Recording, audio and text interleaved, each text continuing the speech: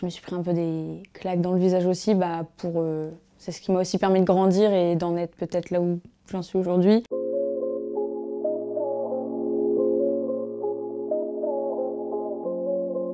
C'est hyper compliqué quand on fait un métier d'image parce que dans la tête de beaucoup, c'est « t'as grave confiance en toi, comment tu fais ?» On me le demande mais tellement de fois, c'est hallucinant et je suis en mode « non, c'est pas vrai ». Moi pour le coup, c'est pas le cas, j'ai pas encore cette confiance en moi que j'aimerais avoir et je sais même pas si un jour j'y arriverai, mais en tout cas je fais tout pour.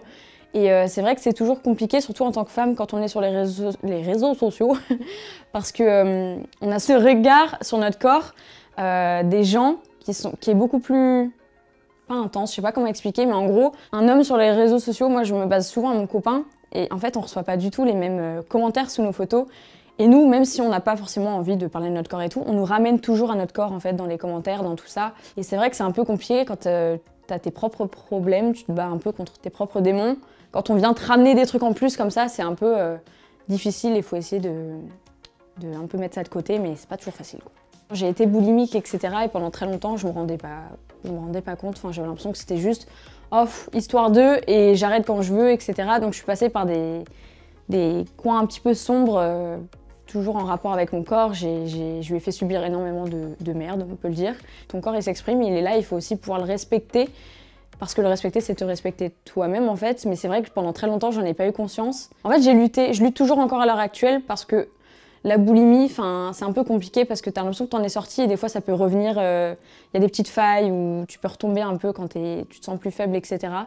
Alors l'hypersensibilité, il y a de ça 1 an et demi, je savais absolument pas ce que c'était. Je pensais juste que j'étais un ovni et que les gens me comprenaient pas trop. Moi-même, je me comprenais pas trop, je sais pas vraiment qui j'étais. En tant qu'hypersensible, on essaie un peu de s'adapter dans la société, de faire un peu les choses de façon normale parce qu'on se sent pas normal. Toutes tes émotions sont fois 1000, le fait de toujours se rabaisser aussi. Il y a l'hyper-empathie aussi, le fait aussi d'être hyper lucide. En fait, ça se manifeste tellement de plein de façons, mais c'est vrai que quand tu as des moments de faiblesse, etc., ne lis pas les commentaires en fait. Je parle pour les créateurs de contenu comme n'importe qui, ne lis pas les commentaires si tu te sens mal. Je pense que j'ai une assez grosse force mentale et j'arrive à être un peu en mode à plus calculer. Je dirais que ce qui me rend fière, c'est de réussir à faire passer des messages, réussir à, je sais pas, ce que des gens se sentent écoutés. Quand je vois des mamans à des dédicaces qui me disent ma fille était dans la même situation que toi, que ce soit la boulimie ou quoi, et tu lui as ouvert les yeux et genre ça me fait plaisir. Désolée. Je pense à plein de trucs.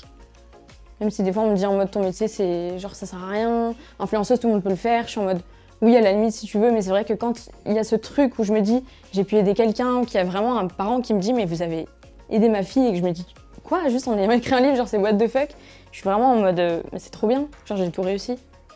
Voilà.